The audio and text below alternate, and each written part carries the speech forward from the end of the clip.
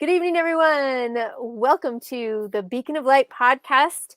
And tonight, because it is our favorite things, here we are live with Miss Cecile Bibawy, and we are so excited for this opportunity. But before we get anything else started, we want to jump over real quick to our intro. Here we go. I'm April Tribe Juke. Welcome to the Beacon of Light podcast. I believe we are all made with light, and light is hope. This podcast brings authors who write stories of hope to all of you. Your journey to be inspired and amplified by these stories starts now. And we're back. So, Cecile, share with us about this incredible offer that you have for our Beacon of Light favorite things. I believe it is your book, right? Is that right? Yes, it's my book. So my book is up called. there. Oh, yeah, it's right here. Can you see that? This is my book, Loving Her Mind. It's my first book, and it is a story, my story about growing up with a mother with schizophrenia. So just in a nutshell, when I was 13 years old, I was told that my best friend was connected to a committee of evil psychiatrists who watched our family around the clock. And she was not to be trusted and posed a great danger. There were demons all around, including my uncle, and there were more to be discovered, including all of my closest friends. And they just kept entering our lives one by one, and one by one, they would be removed from my life. Truth to me was whatever my mother said, and that truth was only for me. So you can imagine that the next thing I'm going to say is that it was secrets, and we were sort of shrouded in secrets my whole childhood and my whole life. And it was a long journey before I was able to begin to talk about what was, first of all, discover that my mom was actually sick, and that actually being watched 24 hours a day, 7 days a week, and that she actually is not a psychic, and that my friends are not actually evil, but they're just normal people, and that I can be normal. I could be normal. So it was a long time before I realized that through all of that, I had harbored shame and bitterness and just major disconnection, as you can imagine.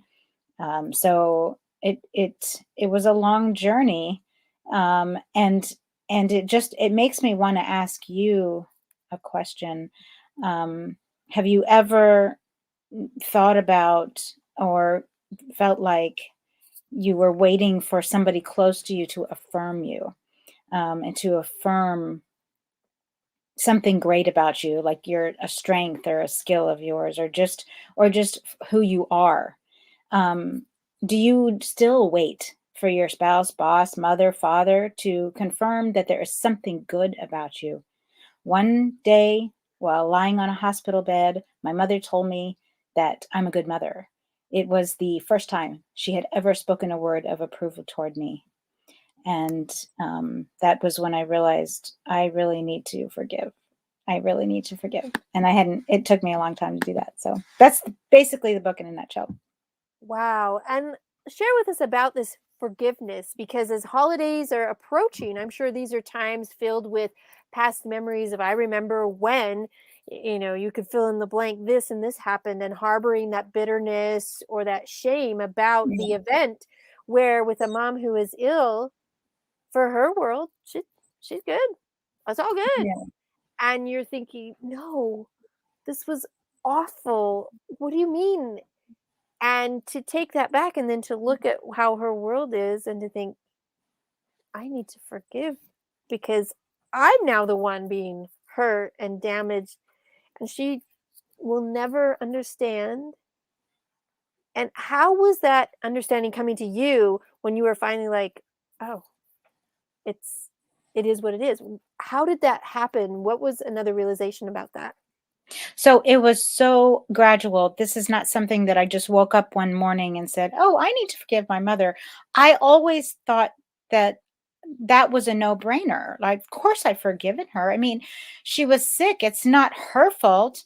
And besides, she's my mom. So, and I love her. Wasn't that enough? And I didn't realize that that wasn't enough. I wish I could say that it was, but it wasn't. I was mildly aware, maybe 6 or 7 years ago, actually longer than that, actually when I was a young mom. So like more like 20 years ago, I was mildly aware of anger and resentment that I knew was affecting my relationships, but I didn't do anything about it. And then 6 or 7 years ago, I decided, you know what, maybe I should see a counselor just to help with that anger part. So I'm not thinking about my mom at all. I just wanted to be a better mom, and I wanted to get over, like, try to heal whatever anger was going on and whatever, find out what those reasons were. And at the same time, I had recently met my Zumba instructor who I was developing an attachment to. She was strangely familiar to me, and she eventually was to remind me of my mother and be a strong catalyst to helping me see her without the mental illness, without the rage and the delusions and things like that. So my therapist said, "Tell me about your childhood." And I said, "What does that have to do with anything?" I didn't, yep, I didn't want to talk about that. I was done with all that. Um, Asking me to face my past was like asking me to jump into an empty, dark well with no rope and no one around. So I told my therapist I thought I'd already forgiven her. After all, she has a chemical imbalance, right? I mean, she didn't do that. She didn't hurt me on purpose. And I wouldn't even be a good Christian if I didn't forgive her, right? And she said, "You can't forgive her until you know what you need to forgive her for." So this, as you can see, this is a very gradual process. This is not something that I just figured out on my own. The therapist helped me a lot. And I began to see at this point, with her help, that this glass room that I had been trapped in, the invisible walls of abandonment, disconnection, shame, and bitterness that held me captive. Um, I needed to forgive those things in order to break free. Wow, So powerful, powerful I things. found four things. Yeah, yeah. So four things that I realized that were so important for forgiveness. The first thing is that God's grace is the basis for forgiving, right? I mean, He molded forgiveness into us when He created us in His image. It's a gift. The second thing is the experience of being forgiven makes it easier to forgive. So if we know we are forgiven by God's grace, then it makes it easier for us to forgive in turn, right? We know what that's like, and it just makes us realize, well, if I've been forgiven, I can forgive. And then, so the third thing is humility. If we can think less of our own importance, then we can forgive. If we realize that the only person we're hurting when we don't forgive them is ourselves, it's not they that have us in bondage, but it's ourselves that have us in bondage. And then the last thing, this is the biggest thing of all in terms of forgiveness, is I needed to forgive myself. I had self contempt for being vulnerable to trust and longing for love. I hated myself. And I guess this is very common for survivors of childhood trauma. I carried a false responsibility most of my life because the trauma of childhood was understand it. And I struggled with defining what I was responsible for and what I was not responsible for. I discovered through counseling and journaling that I needed to process that anger at those who hurt me in my childhood so I could stop being angry at those who were not perpetuating my pain, but triggering it, um, triggering memories of the past abuse. So that would be husband, children, people that came later in life that didn't deserve to receive the brunt of my anger. So processing that was really, really important for my future family and for my future life. I Um, love that concept of the future family, future life, learning how that forgiveness really impacts so many things. It has such touch points on so many amazing things. So, in reading your book, Yeah. This idea is that you're going to be able to connect with the reader to show them part of the story so they get the background and the feeling and that you know, that's what I say. Oh my Yeah. gosh, are you Yeah. serious? Because in reading it, you're just some of the things are just unbelievable. And then as you see your life journey through and learn these things and learn how big forgiveness is a part of this, Yes. what a better way than through the pages of a book to see and apply to your own life, where this book is that memoir. It's that idea of falling into another story to think, Yeah. how could this impact me? Wow, I'm seeing things that match very similar to my life. Look what Cecile did. Maybe I could, you know, take a few of this and take a few of that and here in chapter 19 take a bit of that, right? And that's something that's really awesome. And so with our beacon of light favorite things, this is the opportunity for Cecile to show off that book, get you guys excited about it. And if you know somebody who has anyone that has suffered from mental health challenges, this is Yeah. a really specific book that helps in through the story to realize, okay, you get some of that empathy and that understanding that both sides have something both to give and to forgive. You have both sides coming together to realize where they are in their life and where you are in your life and in the future life. And so these are incredible things, especially during the holidays, to Yeah. be able to bring into your life and understand what forgiveness can do for you, or if you want to pick it up for somebody else who you love. This is an incredible book.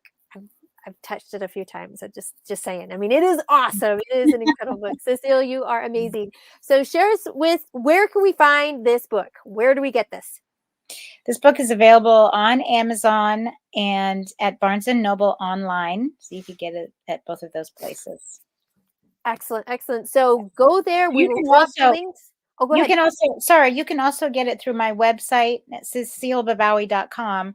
But that through there, that's just going to take you to the Amazon link too. But if you wanted to go check me out on the website at cecilebibawy.com, you could do it that way too. I just wanted to throw that out there.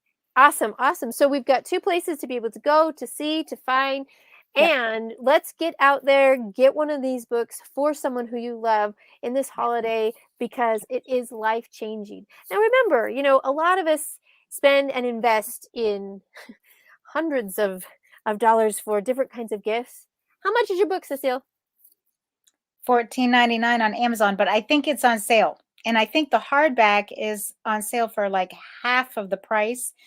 So like it starts out at $24.99. I think it's on sale right now for almost $13. I'd get the hardback. How are you? There you go. So Get a good you've deal. got a Yeah. half discount, half of that, and I'm sorry, but that what a cheap but amazing gift, right? Yeah. For less than $20, you Yep. might be able to even change perspective, somebody's life.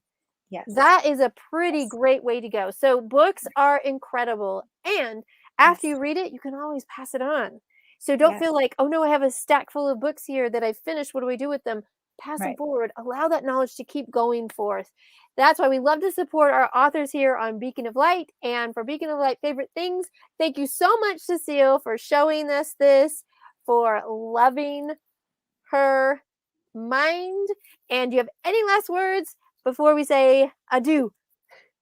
No, just well, yes, I do have one thing. I just want to just tell you all that my heart is for mental health and to stir it up.